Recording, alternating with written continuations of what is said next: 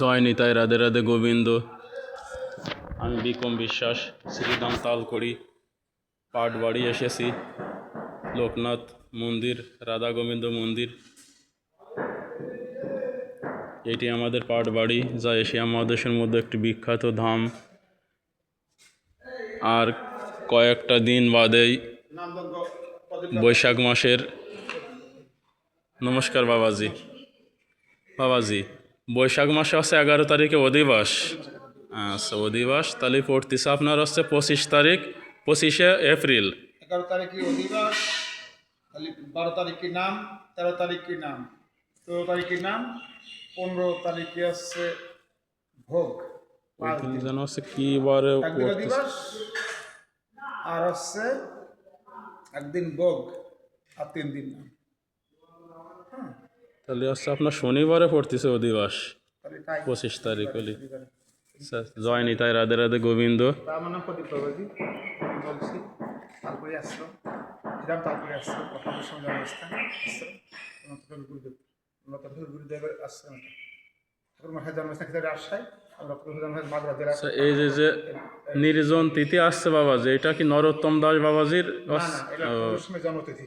ও জন্মতিথি, এই নামযজ্ঞটা জন্ম নিয়েছিলেন, জন্ম নিয়েছিলেন লোকনাথ গোস্বামী। আর দেহরা গেছিলেন 18 মাসে, আর এই জন্ম নিয়েছিলেন এই বৈশাখ মাসে। তাই ওনার এই বার্ষিক যজ্ঞ প্রতি বছর এখানে যজ্ঞ হয়। এনার জন্মতিথি নরোত্তম দাস বাবাজি, লোকনাথ গোস্বামীর জন্মতিথি। নরোত্তম গুরুদেব লোকনাথ গোস্বামী তালপড়ি, আর নরোত্তম জন্মস্থান ক্ষেত্রে রাজশাহী, আর শিষ্য নরোত্তম। আর এই লোকনাথ গোস্বামীর গুরুদেব, এনার বৃন্দাবনের সমাধি আছে, মৃদুবনের সাইডে গোবর্ধন মন্দিরের সমাধি। দেহরাকে জিয়াগঞ্জ, গাম্বিলা গ্রাম, ওখানে গঙ্গায় দেহরাকে দুধে মিশে যায় গঙ্গার সঙ্গে, ওনার সমাধি নেই। জয় নিতাই, রাধে রাধে গোবিন্দ।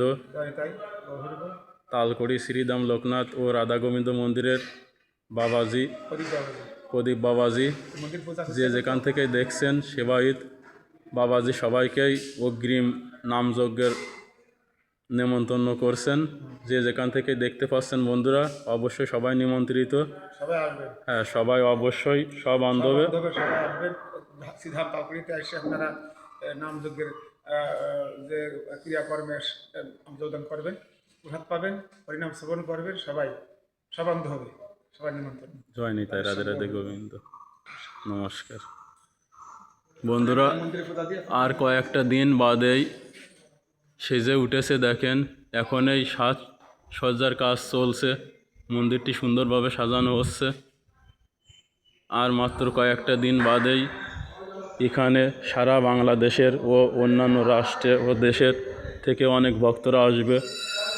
যে নামযজ্ঞটি বৈশাখ মাসের 11 তারিখে শুভ অধিবাস, বৈশাখ মাসের 11 তারিখ রোজ শনিবার ও 25শে এপ্রিল অভিষেক অধিবাস কীর্তনদের শুরু হবে। 3 দিন চলবে নাম, 4র্থ দিনে ভোগ। যাই হোক, যে যেখান থেকে দেখতে পাচ্ছেন আমার এই ভিডিওটি, আমি শ্রীধাম লোকনাথ আশ্রম তালকড়ি পক্ষ থেকে, বাবাজি বৃন্দদের পক্ষ থেকে সকল ভক্তদের জানাই নামযজ্ঞের শুভেচ্ছা অভিনন্দন। সকল ভক্তদের নিমন্ত্রণ রইল। সকল ভক্তরাই সব বান্ধবে নিমন্ত্রিত, সবাই আসবেন, চরণধুলি দিবেন, মহানাম শ্রবণ করবেন, প্রসাদ পাবেন। জয় নিতাই, রাধে রাধে গোবিন্দ।